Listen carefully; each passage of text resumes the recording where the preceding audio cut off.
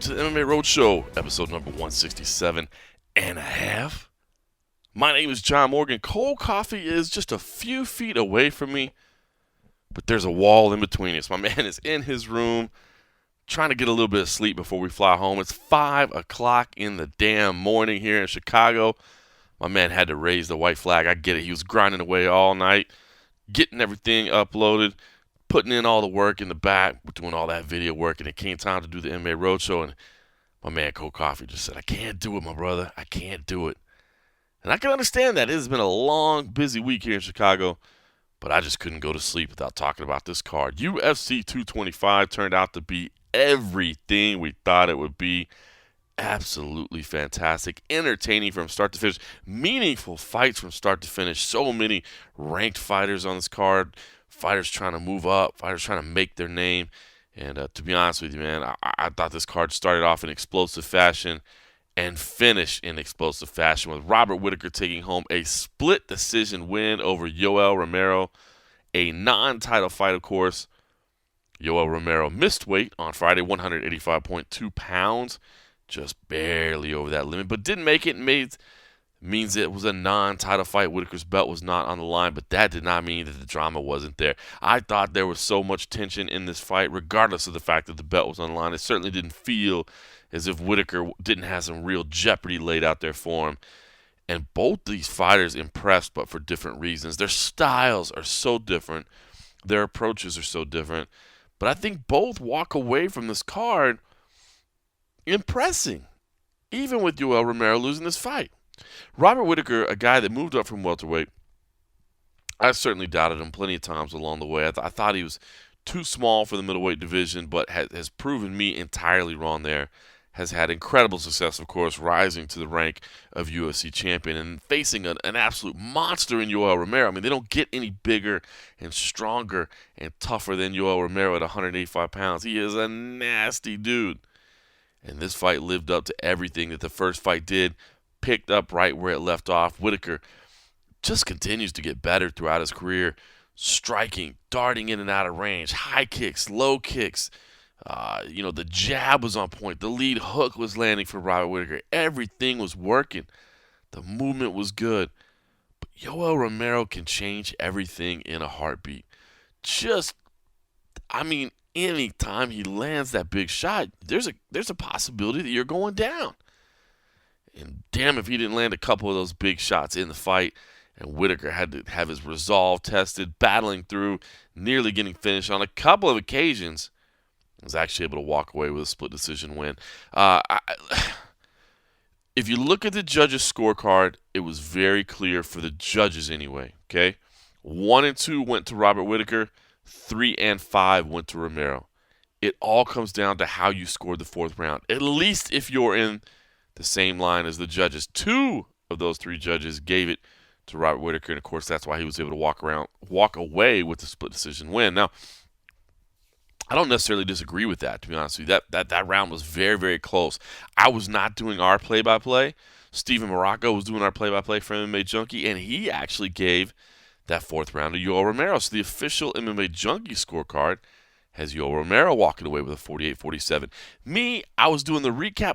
You still score it, right? I mean, you're still kind of keeping your eye, but not quite as much as when you know your score is going to be the official record. I did have it for Whittaker. I had Whittaker in 1, 2, and 4. But there's some questions there too, right? Because did a 10-8 round need to be scored in there? Whether it be 3 or maybe 5, but are there some 10-8s in there? Because Whittaker got hurt several times. I mean, that was the stuff that was closest to finish fight. Ultimately, I went with 10-9. Now, I'm gonna have to rewatch this fight. I'm gonna have to rewatch this fight and rescore it again. But originally, I went with Whittaker, so I felt pretty comfortable with the decision. But it was close. It was close. I can't call this a robbery. I can't call this. Not to me. I don't think Romero got robbed. But man, did he look as dangerous as ever. Fantastic job again of kind of almost giving away rounds. I mean, he takes certain rounds where he's just stoic. He just moves forward, keeps his hands high and doesn't do anything because he knows he can't waste energy. And man, then we find out Robert Whittaker's hand was broken in the third, but Yoel Romero would just pace himself, and when he decided to explode, he would explode. And when he lands, you can hit the canvas. It's dangerous. But Whittaker kept showing heart. And maybe that boils down to the fact that he doesn't cut a lot of weight, that he does have plenty of fluid on the brain. Maybe that's why he's able to take some of that damage and not, battle through it. Tense. So a lot of interesting stuff to discuss with that. Not just the scoring. I mean, the scoring, you could have a whole discussion on that, right? But I think it was a pretty close fight, and I don't think this was a robbery. I'm okay with the decision, but there's so much more about this fight. Let's start with the weight, first of all. Yoel Romero just barely missing weight, 185.2 pounds. Now, he complained afterwards that the commission stopped him from cutting a full hour before he was supposed to have to hit the scales a second time. Listen, I tried to talk to people. People weren't necessarily talking a whole lot. Yoel talked about it a little bit, but he does have a little bit of a language barrier. My Spanish definitely sucks. His English is good. But, when you start talking about technical things like that, it's a little bit different than just, stuff that you use in your everyday life. And he claims that the commission cut him off an hour before he was ready to hit the scales again. Now, you'll hear in a minute, but, Dana White made it sound like it was more like 20 minutes before he thought he was going to have to weigh in again. And I will say, there was a point where during those morning weigh-ins on Friday, we were waiting on Yoel. He went to weigh in. They told him he had 2 more hours. He came in, and it was 10:46, and they said he'll have until 12:46 p.m. And so he came back, and there was still probably, we thought, about another 15 or 20 minutes left as well. But I could hear people in the back. So everybody rushes forward. The cameramen get in positions from the UFC.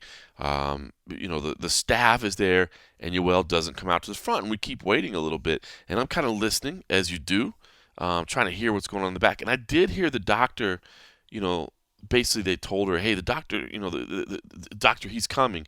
And she did say, hey, he's not still cutting weight, right? So they definitely told him to stop cutting.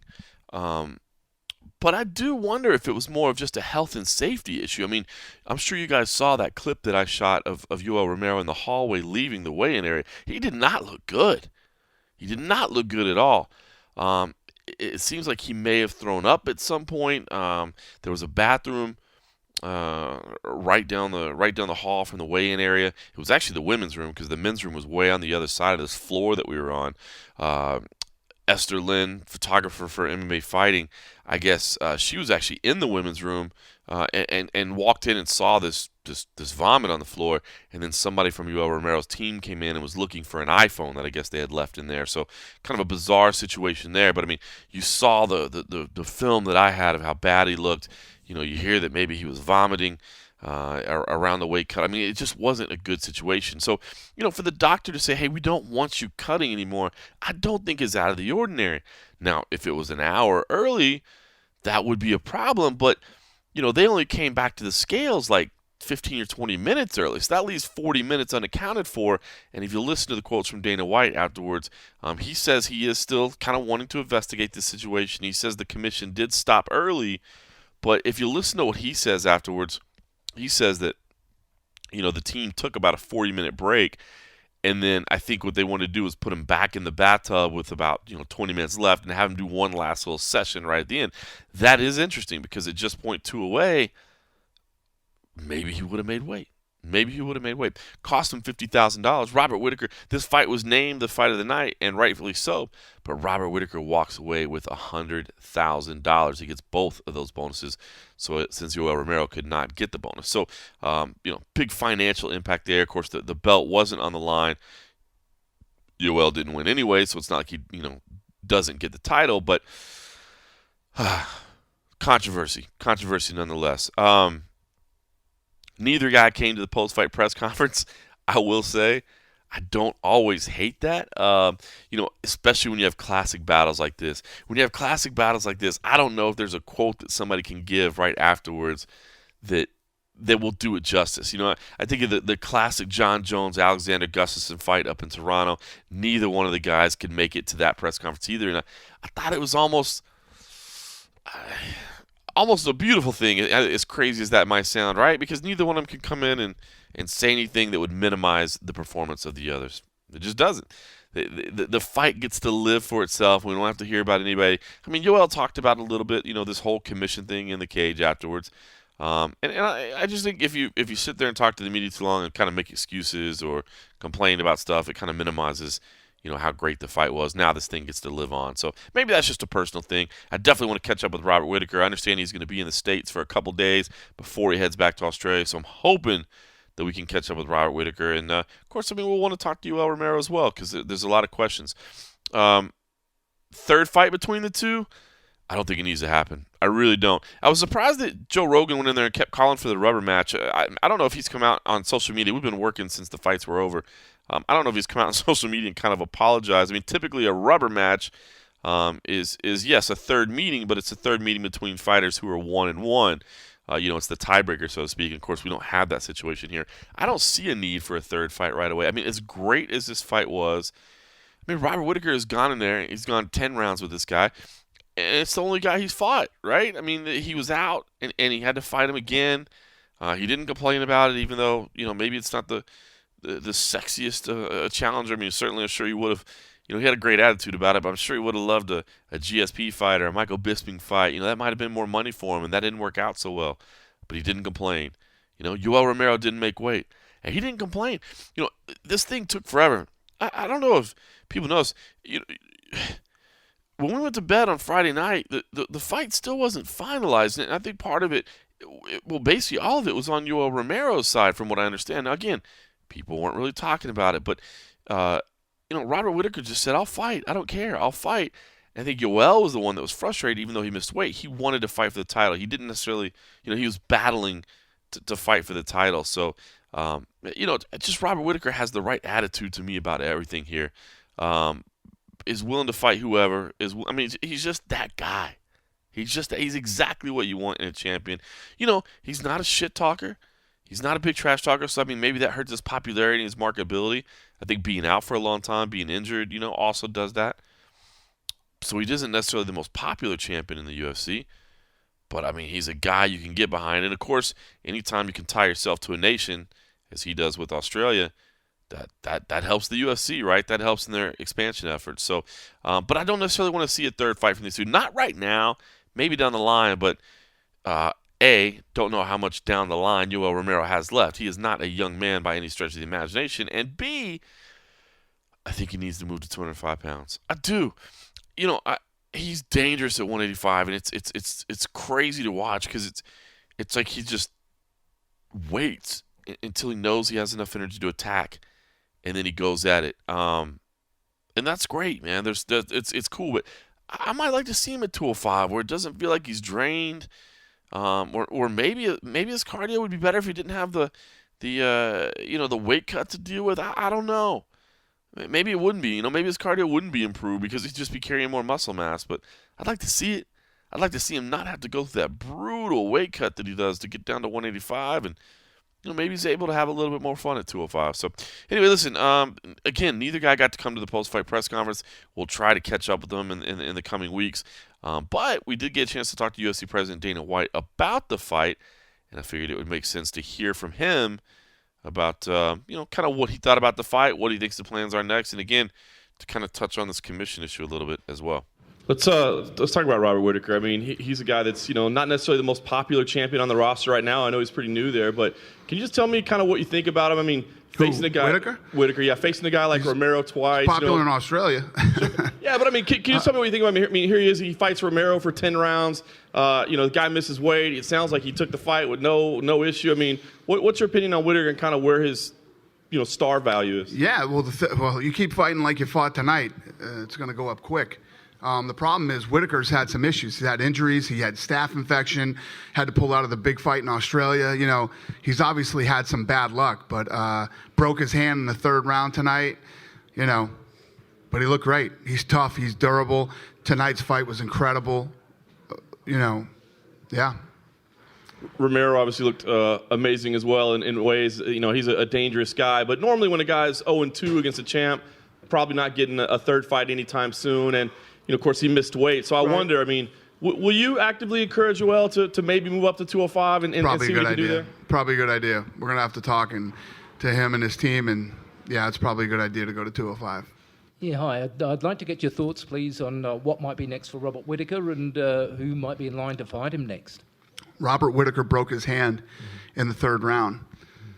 For a fact, his hand is broken. I just saw him back there, and his hand is swollen up like this. It's huge. His hand's definitely broken. And this kid can't catch a break, injured with his knee, staph infection. Now he broke his hand, and he's so talented, and he's so tough, and he's so good. And he's our first champion from Australia, which is incredible. He's just had a real run of bad luck. We're going to have to wait and see how long it's going to take him to get healthy before we talk about what's next. A couple more. Would that in any way influence whether or not you had another promotion in Australia later this year? No. We love Australia. We'll be back to Australia with or without. If you look at the event that we did for the first time up there, Whittaker ended up falling out, and we made another main event with Rockhold and Yoel, and look how amazing the event did. The event was a huge success, and every time we go to Australia, the fans are incredible. The fights are always good for some reason, and it's just that place is just an absolute home run for us. You got any thoughts about which city or when it might be? I don't hear off the top of my head, but I know I think we're going back this year, right? Yes. We'll be back this year. I don't know where yet, though. Hey, Dana, did you have any issues with the commission yesterday and how they handled Romero's weigh-in? What did he say, Matt? Did you have any issues how they handled the weigh-in yesterday, the commission?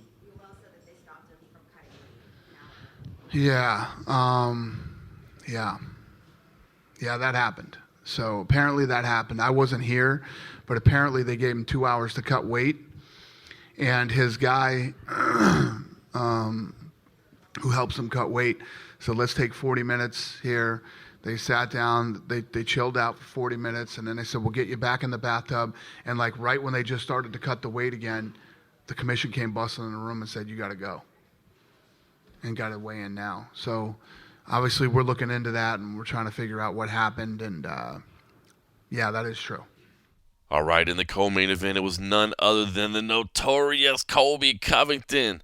I know, I guess you can't say the notorious, right? It's Conor McGregor's nickname. You can't take the notorious. But I know he's chaos, but come on, man. He's notorious. The most hated man on the UFC roster picked up a unanimous decision win over Rafael dos Anjos to claim the interim welterweight title. And listen, I said it going in. I picked Colby Covington almost by mistake. Well, not almost by mistake. It was by mistake. I just made a mistake on my staff picks, but I thought, you know what? I had wanted to pull the trigger. I've been a Covington supporter. If you're a long-time listener to the show, you will know I have been a supporter of Colby Covington's talent level. I think he's a lot better than people give him credit for. He's got fantastic wrestling. He's got fantastic cardio. Yes, his striking is still improving. There's no question about that. But he's relentless, and man, you knew he was going to have to be relentless to beat Rafael dos Anjos. But man, I was a little bit worried. The striking of dos Anjos, man, and RDA, listen, had some success out there. He was landing clean, and there were a couple times that Colby Covington got stunned, kind of got turned around a little bit. I mean, this was no joke. He was out there banging, but the pace finally got to him. Colby Covington, I think, was finally able to break him a little bit. I mean, you could see it at the end of the fight.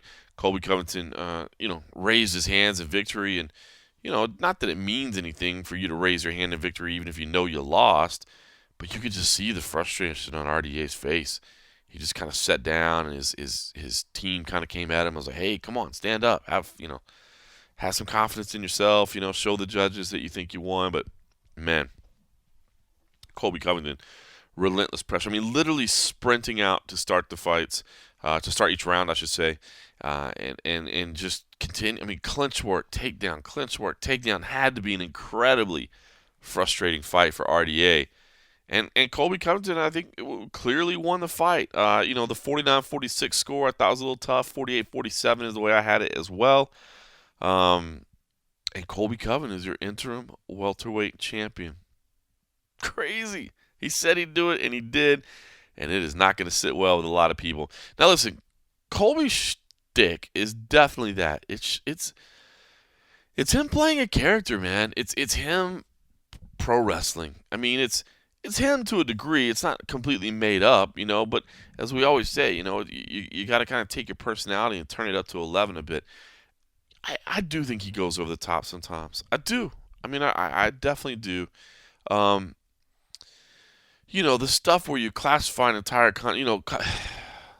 the way he attacks Brazil, calling them filthy animals and that sort of things, it's not right. It's definitely not right. There's no question about it. And I can't support that. I can't stand in support of that. But, it doesn't make me hate him. It doesn't make me think less of his abilities as a fighter. And I'm telling you what, it's getting attention all week long. All week long, the stories that clicked the most were Colby Covington and CM Punk. The two people that everybody says they don't care about. The two people that everybody says they hate. I mean, people in the arena, there were chants of F you, Colby, and Colby sucks. I mean, man, he was getting it for sure. But Colby Covington is now your interim welterweight champion. Comments on Donald Trump, some of those got a lot of headlines.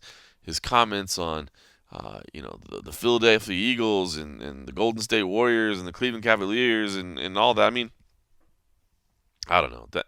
That stuff to me, I don't care about. I mean, if he's taking a role in basically saying I support Donald Trump just because he knows it pisses people off, who cares? I mean, who absolutely cares?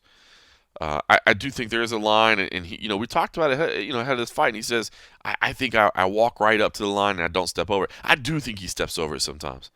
And again, to me, it's basically the Brazil stuff, calling them all filthy animals. I just don't think you can do that, I don't think you can do that. I guess the good news is, he's not fighting a Brazilian next.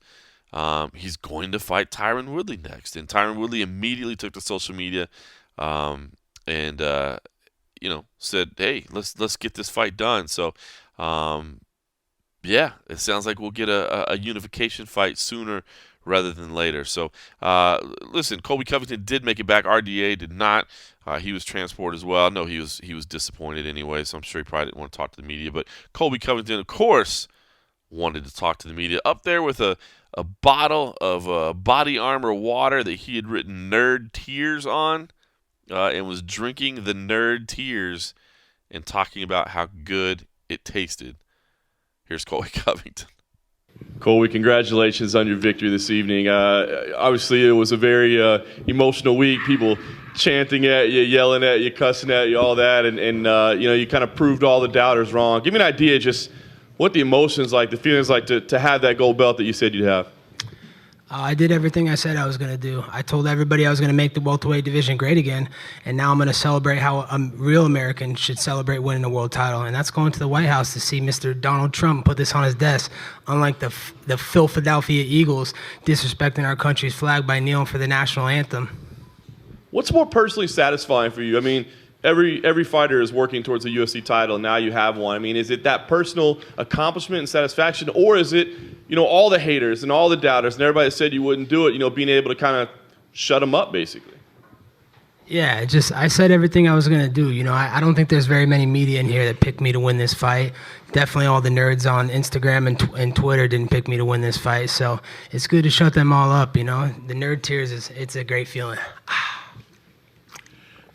Your game plan obviously was relentless aggression, wrestling. You stuck to it for the full 25 minutes. I want to ask, how the fight played out versus your expectations. He did have a couple of great moments. He even took you down a couple of times. How did it play out versus what you thought?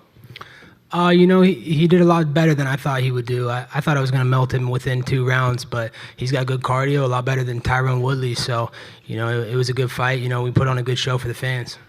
And last thing for me, Colby, Tyron took to social media right away and said, listen, let's do this, let's get it done. Give me an idea. I mean, what's your condition right now, your health? I mean, how fast could you turn around after a 5-round battle like that and have this unification fight? I'm looking at is the Madison Square Garden card in November? Should be. Yeah, so I'm looking around that time frame. I put in a lot for this camp, so I want to keep getting better. I'm getting better every time you see me. I'm putting a lot of work in Muay Thai, so the guy's a fake, man. He's out there spitting bars. You should go listen to that, man. If you guys think you hate me now, go listen to him try to do his rap album right now. That's a joke. So besides that, he's doing his little gossip stuff in Hollywood. He's doing these little B-list movie roles that go straight to DVD. He's doing anything but fight, and that's why I'm here. I'm making this welterweight division great again. Colby, I'm wondering if you've been able to talk to Dana. When he was here, he said he could get you into the White House. I haven't got to talk to Dana. I talked to Dan Lambert. He has that connection to get me in there too. So, I think we're going to talk after this conference and definitely get me into the White House and put this on Trump's desk. And explain what's going on with this water bottle. Does that say Nerd Tears on side? Yeah, this does say Nerd Tears. All the people out there that doubted me, all the nerds and virgins, which is mostly my haters, this is for them. They're all crying on social media right now. They're all complaining. They're probably saying, oh, RDA is a washed up lightweight. No one gives me credit. I guess all I do is talk. I can't fight and prove it. Colby, congratulations, of course, on the win. You obviously are a strong wrestler, but you did show other facets to your game tonight. Was that part of the plan, or were you surprised that maybe RDA resisted a little bit and you had to switch things up a little bit because you did show more than just your wrestling? Yeah, I wanted to come and show that I'm the most well-rounded fighter on the planet, and that's what I did tonight. I can now strike anybody. My pace alone is unstoppable. No one can keep with my pace, and Tyrone Woodley's felt that in the gym. He knows it. He's tired at home. He's probably still out of breath. With that matchup being next, how do you see that fight going down? How do you see yourself matching up with Tyrone? It's an easy matchup for me, man. I've trained hundreds and hundreds of rounds sparring at American Top Team with me, so I know how he fights. He's real predictable. All he has is a right hand. He's got no gas tank. He backs up and fights. People are scared of his power. I'm not scared of his power. I'll go right into his power. I'll get him in the clinch. I'll do whatever I want with him. I'll finish him inside 3 rounds. Mark my words. I know there was a little bit of awkwardness with some of the Brazilian teammates at American Top Team. How do you think they're going to react with, you and Tyrone? I know Tyrone doesn't really train at the Coconut Creek Gym, but, he still represents ATT. Yeah, he doesn't really train at ATT Coconut Creek. He has his little ATT affiliate in St. Louis. He's training at Duke Rufus. That's where he does his camps now. He's just trying to stay cool with Dan Lambert. Dan's the man, so of course he doesn't want to burn that bridge. But, I think the Brazilian teammates, I think they're going to be the same way they were. They don't want to train with me because all the favela masters in Brazil want them dead. And if they see that they're training with me, that's not going to be a good look for them. So, it's no hard feelings. We have nothing but love around the gym at ATT. It's just business now. And, obviously Tyron's the next guy on the list, but, you've never shied away from, calling other fights, asking for other fighters. One guy who's out there at welterweight, or hopefully at welterweight again one day, is George St. Pierre. And I heard that's a fight you might be interested in at some point. Yeah, I'm definitely interested in GSP, that Serb-sucking Canadian. I'll bury him right where he stands.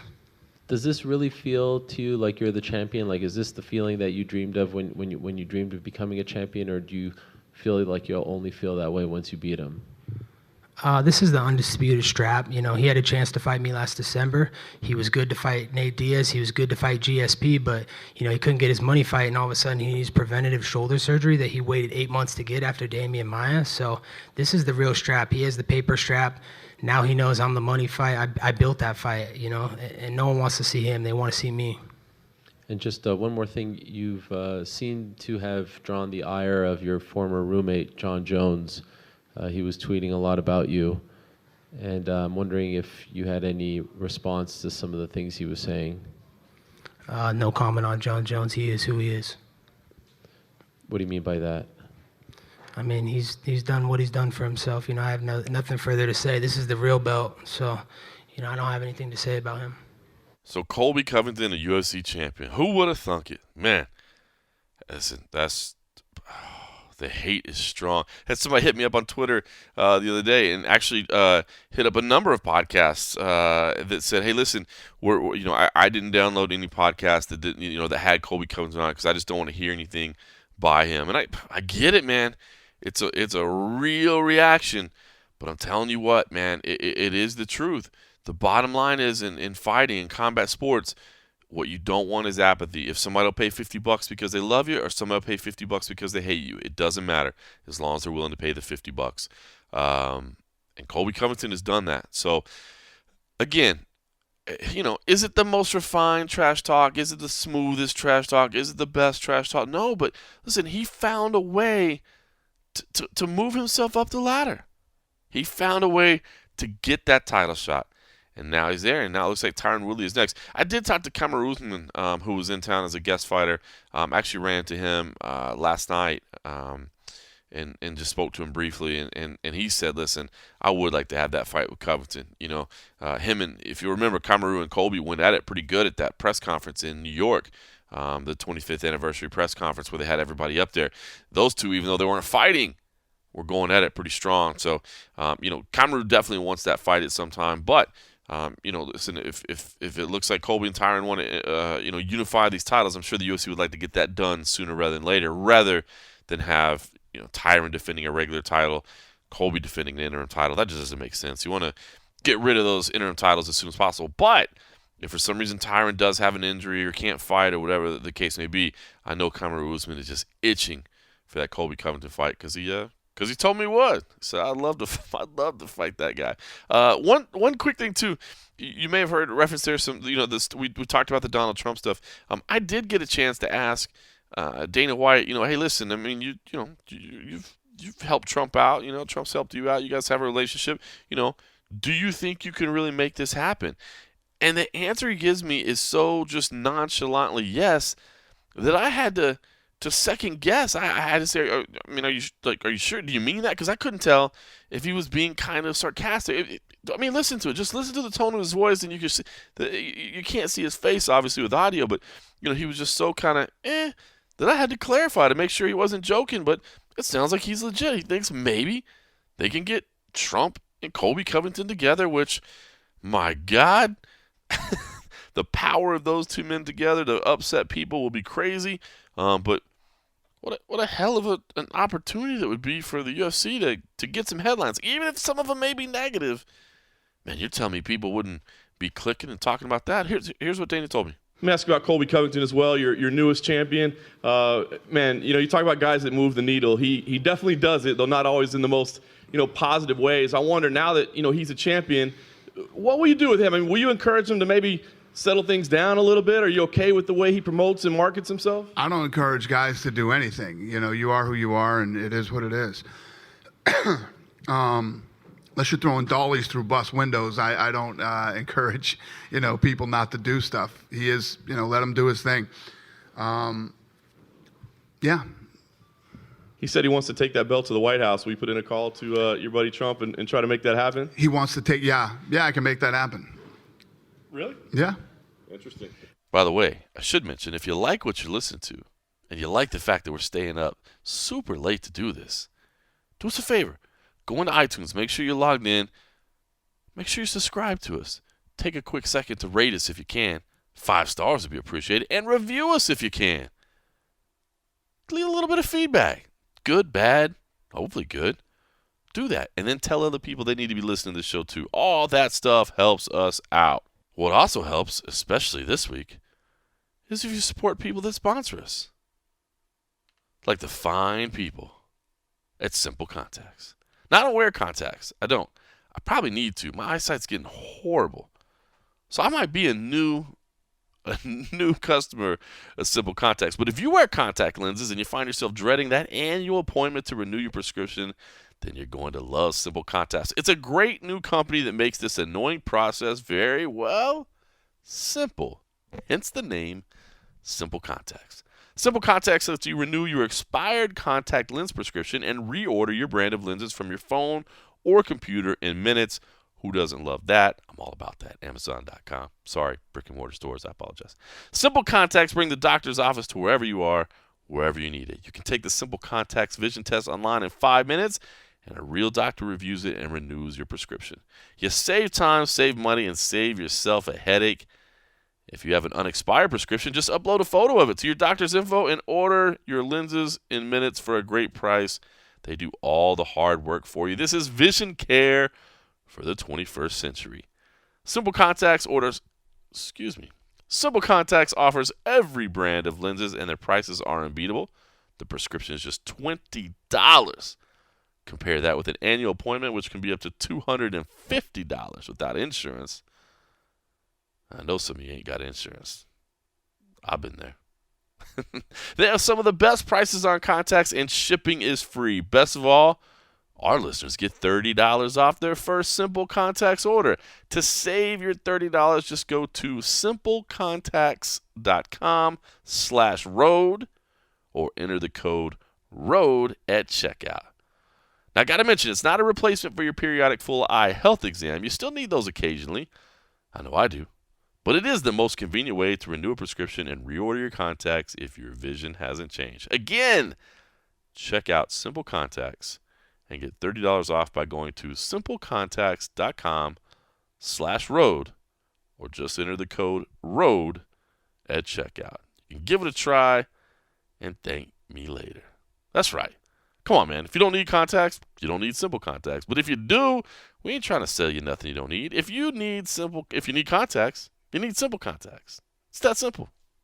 All right, in a key women's fight, Holly Holm picked up a unanimous decision win over Megan Anderson.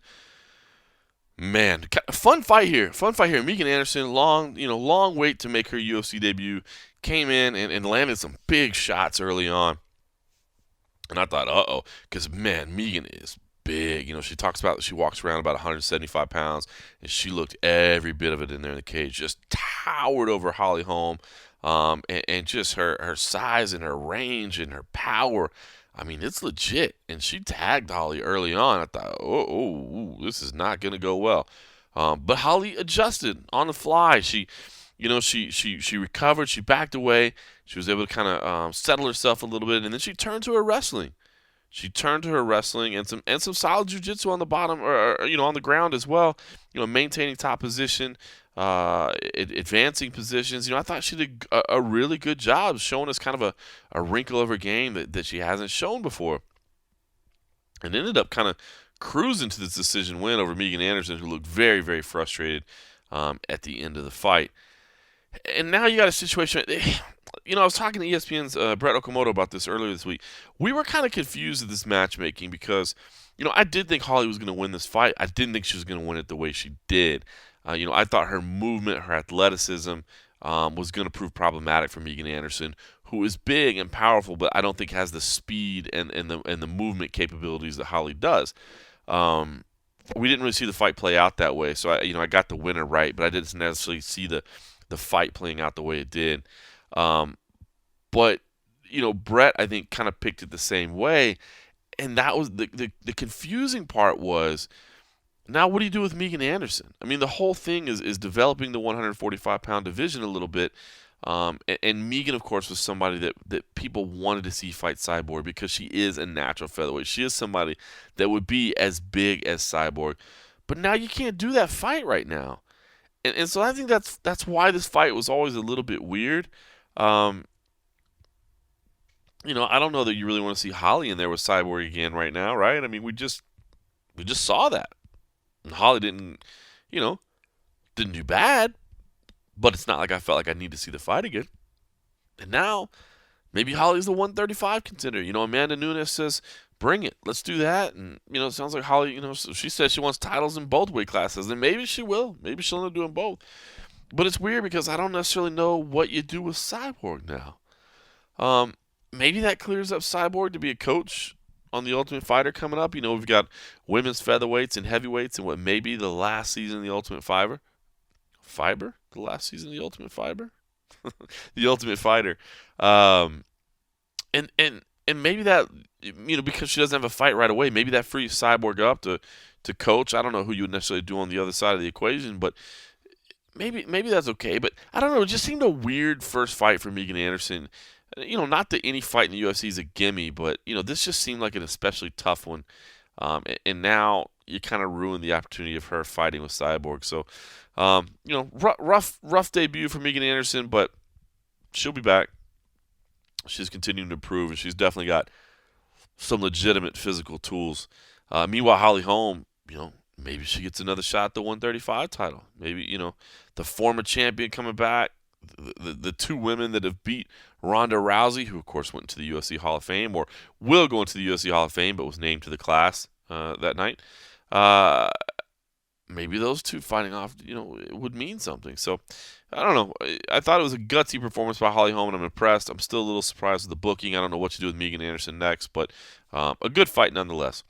Another good fight was Tai Tuivasa and Andre Arlovski. Tai Tuivasa, the fast rising heavyweight out of Australia, raw, hard hitting, kind of the new version of Mark Hunt, so to speak. Which I don't think he'll take as an insult since that's his training partner. But Ty did beat Andre Arlovski 29-28 on all three cards. Tough fight because Andre, we mentioned coming in, just how do you not like Andre Arlovski? I mean, the guy's been around forever. He's certainly a legend of the sport, and he's just a good dude, and I thought he fought well in this fight. I mean, his chin is definitely concerning, right? And every time Ty would hit him, he'd wobble a little bit, he'd stagger a little bit, but Ty hits hard as hell too. So I don't know if that's necessarily a bad thing. I don't know if that's necessarily horrible that was the case. But I think it definitely played into the judges' eyes a little bit. And I scored the fight for Tai Tuivasa as well. It was weird for me to see Andre Arlovski raising his hands with a few seconds left in the fight and kind of celebrating a little bit. Kind of running away from engaging. Running away is not the right term because that makes it sound like he was scared, but resetting and moving to the side. I don't know that was the wisest decision he could have made. I mean, I don't know that he would have been able to salvage it in that last bit. I thought Andre looked good. I mean, I think finding a young, up-and-coming stud and being able to stick and move and deal with some of the power punches and fight through it, I thought it was good, man. I was impressed with, the way Andre Arlovski fought, but I just think Ty's power was too much, man. Every time he landed, scary stuff. Ty can hit, man, and what's on the future for him, we'll see, but he certainly is the real deal, and he's got the personality, man. He did the shoey again. I mean, come on. He asked Joe Rogan for the shoe. Good on Joe to say hell no. But Ty did find himself a shoe, and he just oozes personality, man. He's laid back, but he has a lot of fun, and his fighting style is fan friendly. He just comes out and bangs, and that's what people want to see. So I was gutted for Andre Arlovski there, but I do think that does show that Andre, who earlier in the week said, "Listen, I've got a couple years left, man. I've got some time." I think he showed that he does. I think he's still got some fights left in him. He's still a draw, and he's still capable of fighting. Even with guys that are decade plus his junior, and making rises up the ranks. Deep breath. The main card started with Mike Jackson beating CM Punk 30-26 on all three cards. Listen, I don't know anything about professional wrestling. I have never seen CM Punk wrestle once in my life, and I don't know how big of a star he was. I don't know what his character entailed exactly. I don't know anything about him, okay? So when he signed with the UFC, I didn't know what to expect. I mean, my only experience with a WWE superstar coming to the UFC was Brock Lesnar, and Brock is an entirely different personality. But I like CM Punk, man. Every interview I've had with him, every time I've talked to him, he just seems like the most sincere, kind of just a hard-working guy, I guess, and a guy that admitted, like, I know this is crazy, but damn it, I love this sport, man. I'm a fan, and I know that, being a star helps drive ticket sales, helps drive pay-per-view sales, and I know I can help this company, and because of that, I want to try this. And he talked to Dana White, and Dana White said yes, and we know what happened the first time, but then, you start thinking, Mickey Gall, man, Mickey Gall's legit. He loses that fight, and then he gets a second shot. And I did think the fight with Mike Jackson was the fight to make. There's not a lot of guys you can match CM Punk with. This was the right one. And CM Punk just didn't show it in there. I mean, he showed heart. I still think the guy deserves credit for chasing his dreams, for trying something that is incredibly difficult, and doing a good job at it. I mean, at least doing a good job of, committing himself to preparing, but it's just not showing up in the cage. I guess there was patience there tonight, and he sure showed heart, man. There were times that he could have just kind of packed it up and turned it over and given his neck and called it a night. And he didn't, man. And he got up off the canvas every time. You could see the frustration in his face. To do that and to lose at home, especially, to here in Chicago where he lives, I know it had to be painful for him. And I respect him, but it's just not there. The skill's not there. He's stiff on the feet. There's no question about it. The striking attacks were not impressive. He was able to work to the clinch. He knew he had to get inside and try to grapple a little bit, but he really wasn't able to get, the takedowns very reliably. And of course, Mike Jackson dominated the fight, and he proved that CM Punk doesn't belong in the UFC. But I'll say this.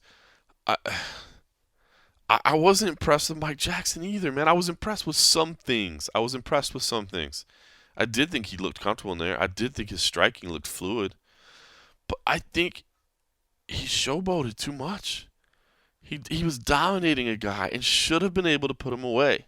And I get it early on. You're trying to be cautious. And I like Mike Jackson too, man. I've worked alongside. We know he's an MMA journalist as well as, a fighter. I've worked in press rooms with him. I've talked to him this week. I met some of his buddies. Mick Maynard has known Mike Jackson for like 10 years. The guy fought as an amateur for him. Mick likes him. His family likes him. Mike is a good dude, but I think he screwed up here. I think he had an opportunity to finish CM Punk. To do what Mickey Gall did, to go in there and just put him away and say, you know what, you're not on my level, and I'm going to show the world you're not on my level. And instead he showboated, and I saw the clip. He tickled him at one point. I'm not going to lie, I didn't catch that live. But he tickled him in there. He had the weird stuff where he was kind of looking away and striking, and I don't know, man. I feel like he could have finished the fight, and he didn't. And it did not sit well with Dana White. Dana White had some incredibly, incredibly harsh words, and made it clear that Mike Jackson is not going to fight any longer for the UFC, even though he picked up a win here. Mike took to Twitter, to social media, to kind of protest all of this. But I guess to set it all up, let's hear Dana White on both Mike Jackson and CM Punk. You can get his thoughts on both sides of this fight. And last question, obviously CM Punk, suffered a tough loss tonight. I have to imagine that's it for him, but did you talk to him after the fight? And I got to imagine, is that it for him as far as how many chances you're going to give him in the UFC? Did he do any media after the fight? Huh? He was transported. Oh, he was? And everybody got transported tonight. Yeah. No, it should be a wrap, The guy's 39 years old. I love the guy. He's the nicest guy in the world. We gave him 2 shots, and he had a lot of heart tonight in this fight. And, I think you should call it a wrap. What do you think about the heart that he showed in the fight today? No, he did, man. Listen, he got clipped a lot in that fight. And it looked like he was hurt bad a couple of times. He stayed in there. He went for 3 rounds, Michael Jackson, I'm not happy with. This guy was acting like a goofball tonight. You get this opportunity to come in and fight CM Punk, and you're doing like bolo punches to the body on top. Never looked like he was trying to finish the fight ever, right? Looked like he could have finished the fight a few times. Never tried. I don't know what that guy did for a living before we gave him the shot, but whatever it was, he needs to go back and do that again. He's 0-2 as far as I'm concerned. Well, to that point, it seemed like he was trying to milk it to stay on TV longer. Did you get that sense? I got the sense that he's a complete fucking idiot, and I couldn't wait for that fight to end, and I regretted not putting it on Fight Pass. That's how I felt about it. So as you can see, Dana White, very, very, very fired up.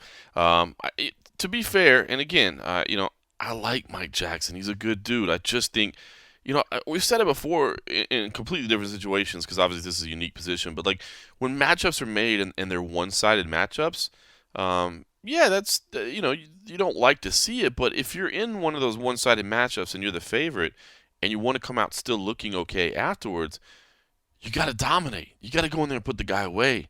And I think that's what Mike Jackson was incredibly capable of doing. And I know Mike Jackson is not trying to be a UFC champion, but he could have put CM Punk away, and he didn't. Instead, he chose to showboat a little bit, and it's going to cost him his UFC career, it looks like. I do think, again, in fairness, that Jackson should get a chance to defend himself. And he talked about a little bit of stuff. He said, listen, I wasn't just acting a fool when I was looking away. I was getting some advice from my corner. And so in fairness, I want to play this. This happened, several hours before Dana White came back and for lack of a better word, kind of shit all over Mike Jackson. But Mike did come back and talk to me as well. I wasn't back there, but Cold Coffee was recording it. And then here's what Mike Jackson had to say. Mike, obviously, congratulations on the win. Did the fight play out pretty much like you predicted it would? That was plan B. Plan A was to get the knockout, but I knew going into the fight that Phil was going to be a very tough opponent. So plan B was to just beat him up, and that's what I did. Were you surprised he stuck around as long as he did? I mean, he landed some pretty hard punches. You busted up his nose. Were you shocked he was able to stick around as long as he did? No. I knew he was a tough guy. He comes from pro wrestling, and I've heard the stories about his wrestling training, and the guy, he's tough, And look, if he wasn't going down in the first round with the shot solid, look, I know and I heard him several times. He put him on a little Christian for a little bit, and he stayed there, and I knew it was just going to be me having to keep the constant pressure on him and get the decision. Unfortunately, that was not what I wanted, but whatever. Not at all. Not at all. He landed a couple shots on me. My hands down. I was trying to style a little bit too much. That's my bad. But no, I was never hurt. And really the only surprising moment was when he dove for like a knee bar. That kind of caught, but, again, I told cats, man, they sleep on the ground game with me because of the golf fight. Look, I took that fight on like a month's notice, and I hadn't been trained in MMA or the ground for about 2 years, And then golf, he's a solid brown belt. You know what I'm saying? So he caught me slipping. I zigged when I should have zagged.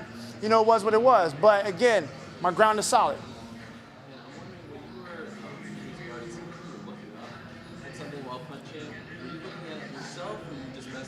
I'm not that vain, Ariel. I was actually looking in my corner, had UFC Hall of Famer Pat Miletich. Of course, I had Crew Bob and my Truth About Stuff podcast co-host, Show Enough Stuff, Richard Birdmaster.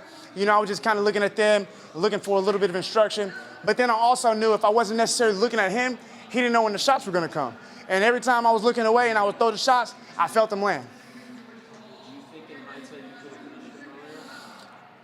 Maybe, but man, the guy's tough, man. I hit him with some solid right hands. And the dude, I hurt him a little bit. But then once I put the pressure on him, he did what he was supposed to do. He tied up. And look, if I couldn't get him out of there the first round, I knew it was going to be a long night. And, we went the whole 15 minutes. If you were giving him advice, would you tell him to... Stop. That's what I would tell him. Stop. I don't, and it's not a disrespectful thing, but look, this is a sport where your life is on the line, and I get it, and I respect him 100% for his willingness to step in there, but now you're just putting your health at risk. I sent him to the hospital, you know what I'm saying, and I'm not top tier level. I know what it is with me and my skills. Can I compete with some guys in the UFC? Of course I can, but as far as him trying to continue with the sport, I highly advise against it, just for his safety. Like after the fight, you gave him a hug. Did you talk to him at all? Did you say anything to him after the fight? Hey, man, I just told him it was 100% respect, man. I know this kind of got started when he called me a can on the interview. But again, that was a few years ago, and I kind of took it personally. But as I've grown as a person, it was water in the bridge. Everybody has their opinions, and if I really cared about what all these people say, I'd go crazy, So I got the fight. That's really what it was about. And once I got the fight, it was water under the bridge, But there's been 100% respect from my end because I know what it takes to make that walk. Not only just to get in there, I know what it's like to take that walk. And the nerve, well, tonight I ain't really had too many nerves. It was a different feeling tonight. But I know what it's about, And so all 100% respect to the guy. All right, so there you go. Make up your own mind. The CM Punk experiment, it seems like, is over. I will always have respect for that guy. I like him, but I will say I do agree that, his MMA career should be over at this point. I don't know that he necessarily he says, that he wants to keep doing it maybe, and that he would, maybe try to fight on the regional stage. That's what he said after the first fight. After the second fight, I don't know if he still feels that way or not, but not to say that he can't ever get to a higher level, but I definitely don't think he's capable of being there now. And I feel bad for Mike Jackson, man. I hope there's some regional promotions that might give him some chance. Mick Maynard no longer involved with LFA, but maybe they'll give him the spot, or maybe Bellator will want to pick him up. I don't know. There are spots for him, but I think that he had a chance to make a statement here tonight, and he made the wrong statement. A guy that did make the right statement was Curtis Blades. Good Lord, scary. Big finish for Alistair Overeem, certainly the biggest win of Curtis Blades' career. The big TKO via elbows. Blades started out kind of cautiously, and it was funny. The crowd was booing, but it's like, dude, you have two of the biggest dudes in the sport in there, both of them capable of putting your lights out. And neither one of them wanted to overcommit, and the crowd kind of booed him a little bit, which I thought was a little bit ridiculous. But whatever, it is what it is. And Curtis Blades, turned to his wrestling a little bit about 2 minutes into the second round, was able to get a takedown there. And, of course, in the third round, he took the fight to the floor and landed those nasty elbows. Overeem was definitely tiring, and you got to feel for Overeem now, man. He was gashed up, man. There was blood flowing even as he walked by press row. But a huge win for Curtis Blades here. Big statement in the heavyweight division. He wants a title fight next. I don't know if he's going to get it, but man, he is the real deal. He's had some promise behind him. People kind of keeping their eye on him, but this was that breakout moment where you say, maybe it earns him a fight pass main event, or excuse me, not a fight pass, but a fight night main event, or a co-main event, or something along those lines. The guy definitely is the real deal. Claudio Gadelha picked up a split decision win over Carlos Esparza. Torn on this one. Really torn on this one. First of all, Carlos Esparza looked fantastic, man. I to be honest with you, I thought she was going to struggle pretty badly in this fight. Gadelha is just... I thought she was going to be able to overwhelm her, and that just wasn't the case. She really didn't. Carlos Esparza had a lot of success on the feet. Had Claudia a couple times, man. Had Gadelha, out there trying to straighten out her legs, man. She was just, stepping in potholes, as they say, man. Like about to go down out there. But Claudia showed her toughness. A lot of takedowns. I thought the thing, and this is why I was torn, because I thought Carla had some great striking on the feet, of course. And while she did get taken down quite a few times, I didn't think Claudia did a whole lot with top position. She got there, but I didn't feel like she did a whole lot with it.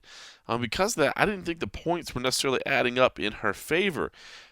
In the end, she did do just enough to get the split decision. She said, listen, I felt confident I had done enough, but, what else are you going to say afterwards? You're not going to get on the mic and be like, no, I'm pretty lucky I got that decision. So, a good fight. I think Carla Esparza's stock will probably rise a little bit out of this, even though she lost.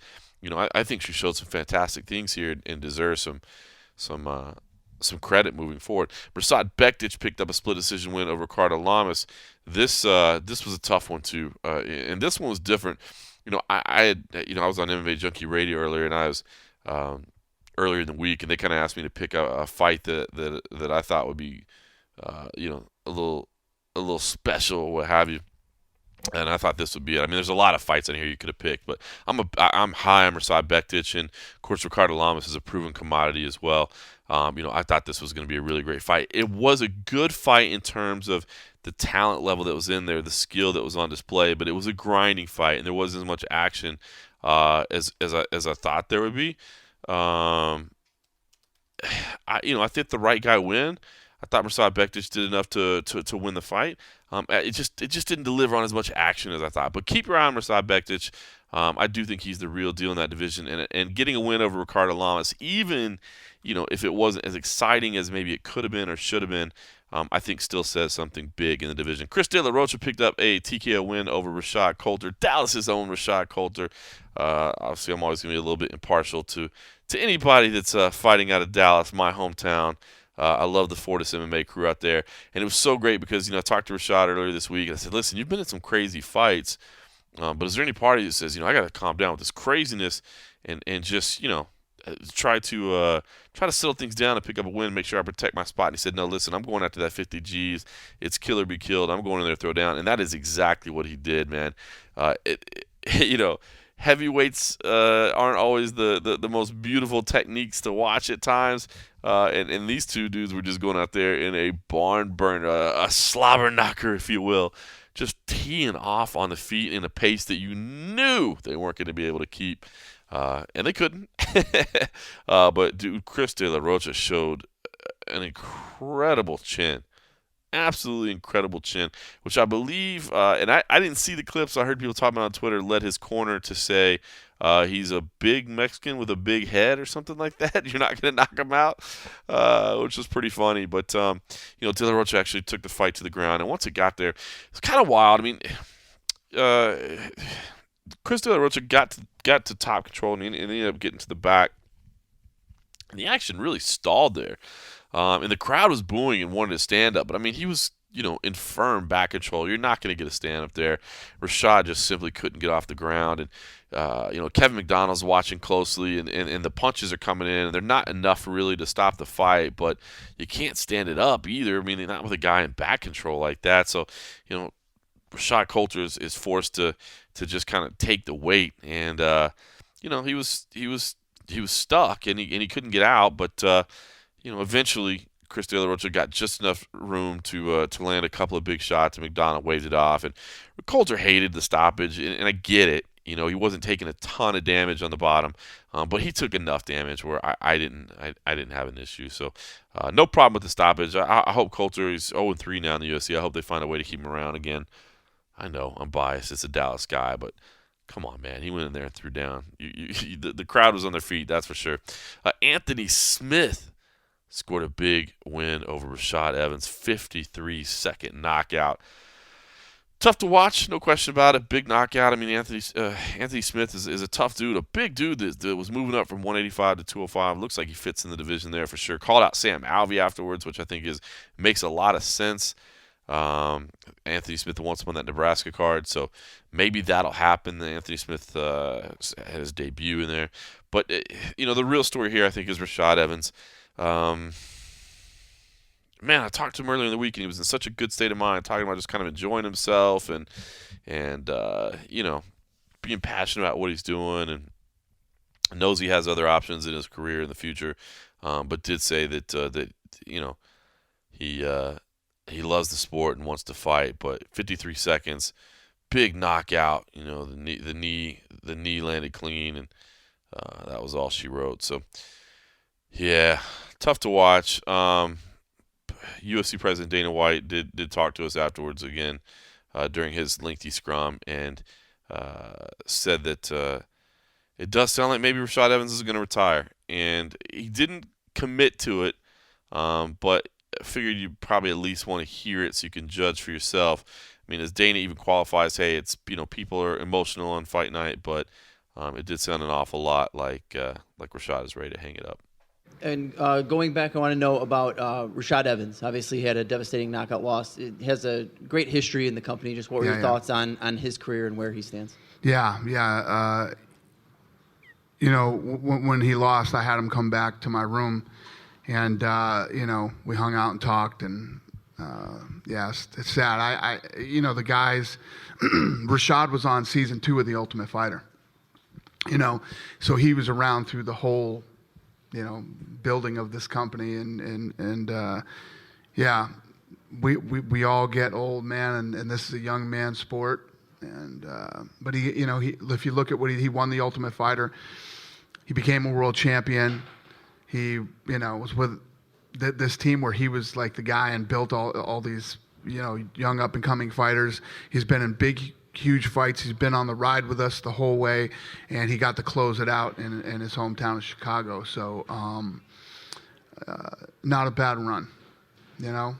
Hey, Danny, just one brief follow-up from me. You said when you met with Rashad, you talked about that, and then you said, hey, he got to wrap it up here in Chicago. Did he indicate to you that this is it for him? Yeah. Yeah, he did. Yeah. Again, I don't want to stomp on his, if he was going to retire or whatever, I don't want to steal the thunder from him. But yeah, I think that, and obviously after a fight like that, he's super emotional too. So, yeah, I hope he does. All right, so leaving it a little bit open-ended there. Leaving the door open, I should say, maybe a little bit for Rashad Evans to make a different decision. But every indication from Dana White is that that's going to be it for Rashad. So, man, these guys we've been following for a long time, man. These guys that we saw come up in the sport as the sport was really starting to rise to prominence are now hanging it up. So it's, I guess this is what happens in the sport, but it's tough to see these guys walk away. A future UFC Hall of Famer, to say the least. Sergio Pettis picked up a split decision win over Joseph Benavidez. Sergio looked sharp, man. He really did. Takedown defense was there. Striking was good. Benavidez showed some pop, showed some power, but Sergio was really able to deal with it well. I was impressed with, he would take the shots and just kind of continue to move forward. I mean, it didn't seem to bother him much, even though you could hear, the sound it was making. You could tell it was landing clean. Great takedown defense, again, like I said, from Sergio.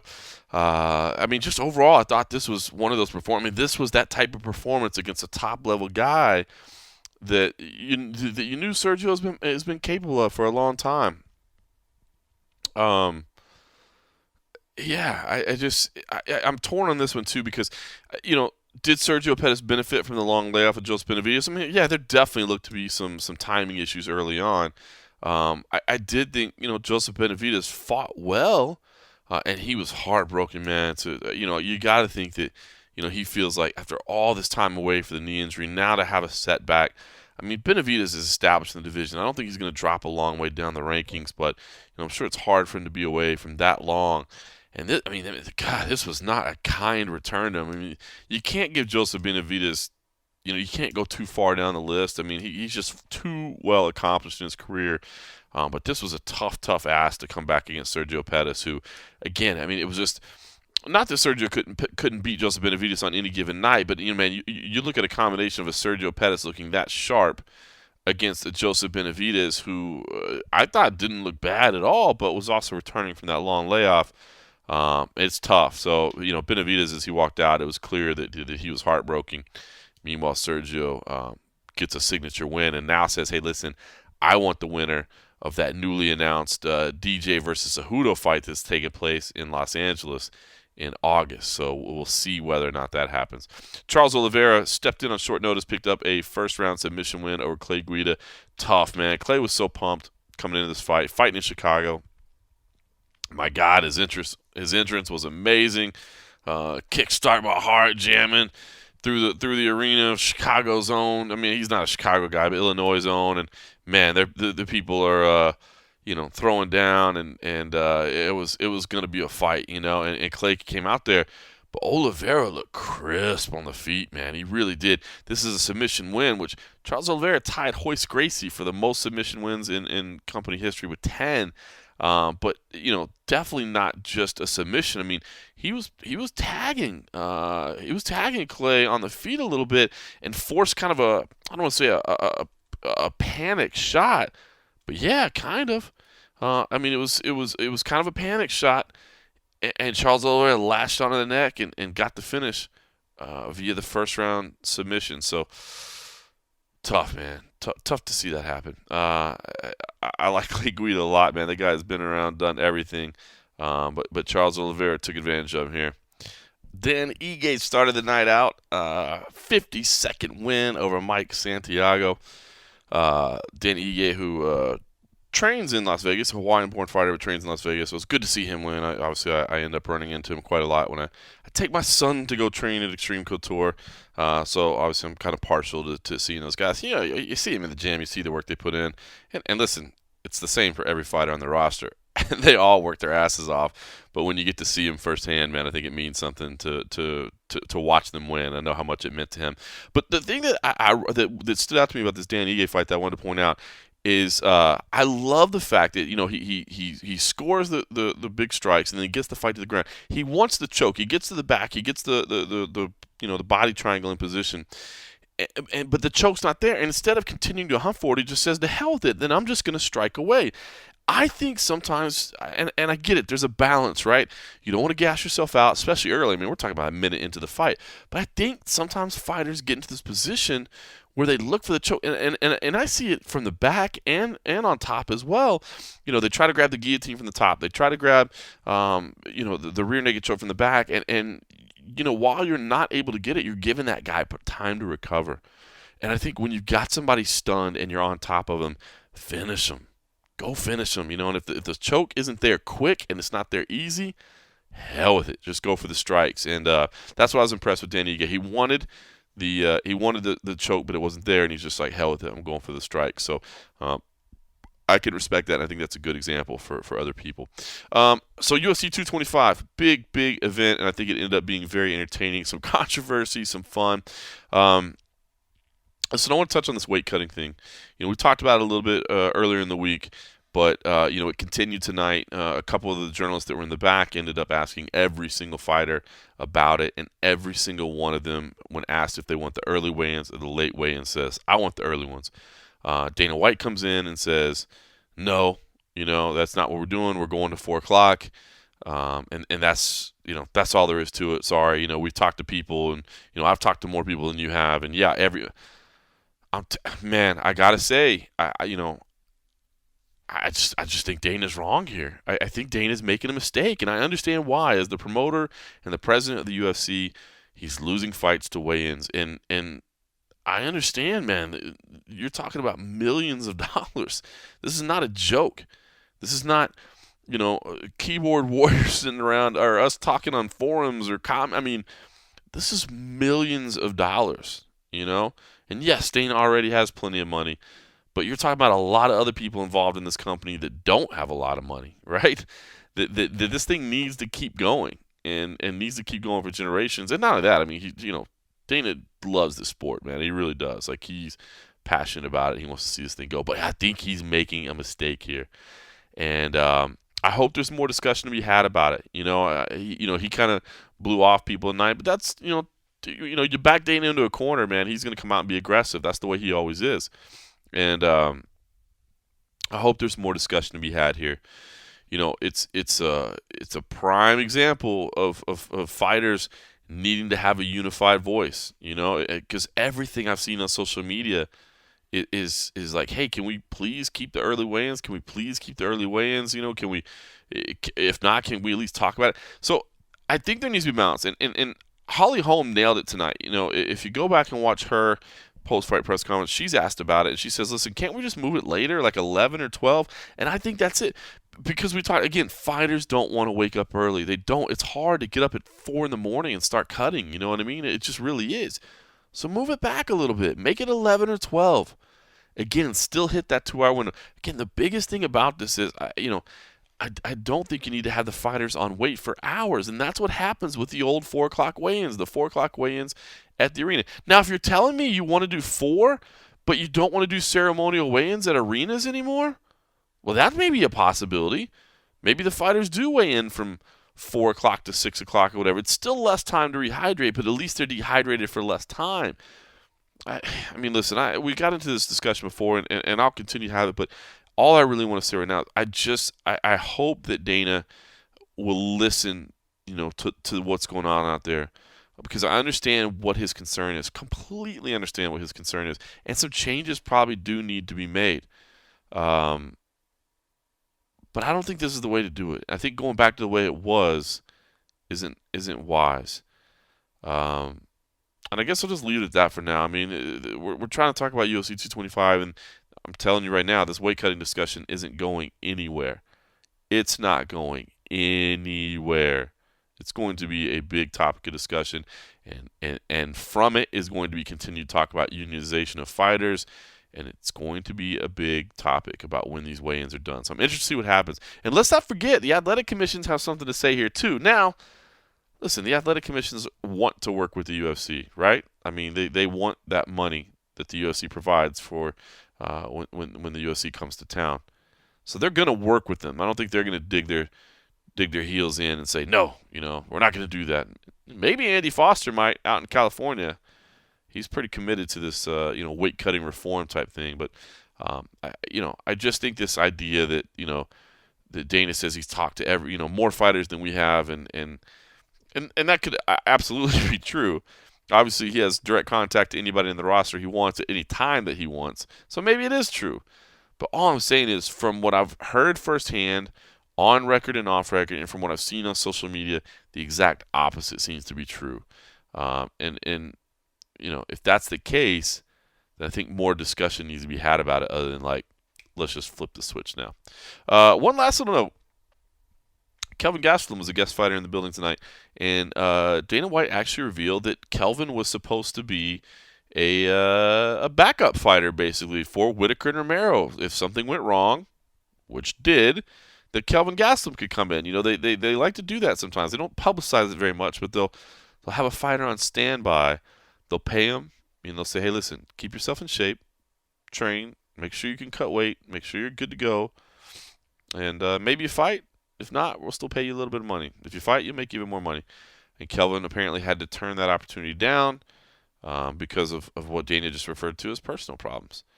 I reached out to Kelvin's manager. Kelvin's manager didn't respond to me.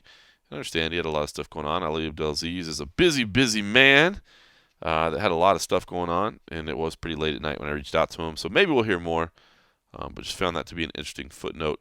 We will have an interview with Kelvin Gastelum. He was, again, a guest fighter.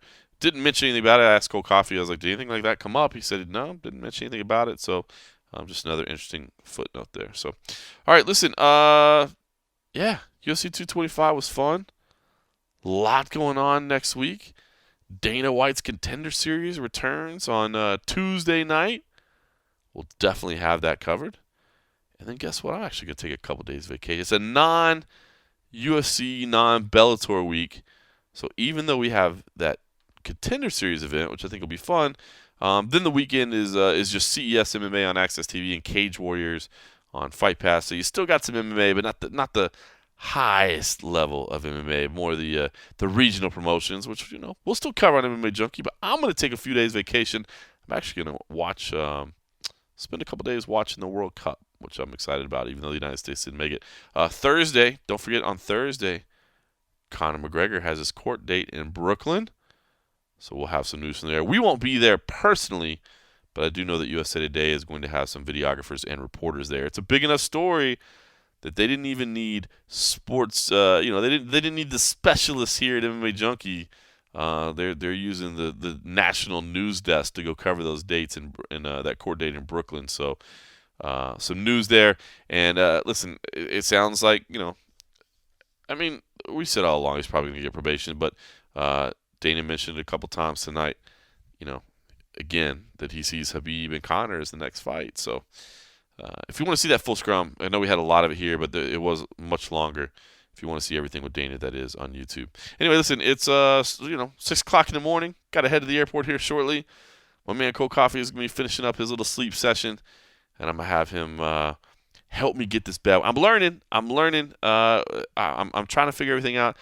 I'm having Cole Coffey show me the technical side of things so that even when he's not available, I can stay more consistent with these and a half episodes because I like to bring them to you. And let's be honest, I just like talking MMA. Anyway, sorry it was just me, lonesome, but back next week on Thursday. Cole Coffey will be with me. I'll actually be on vacation, but we'll still do it because that's what we do every damn week since we started. Haven't missed one yet and not going to. So you know what? Thanks for listening.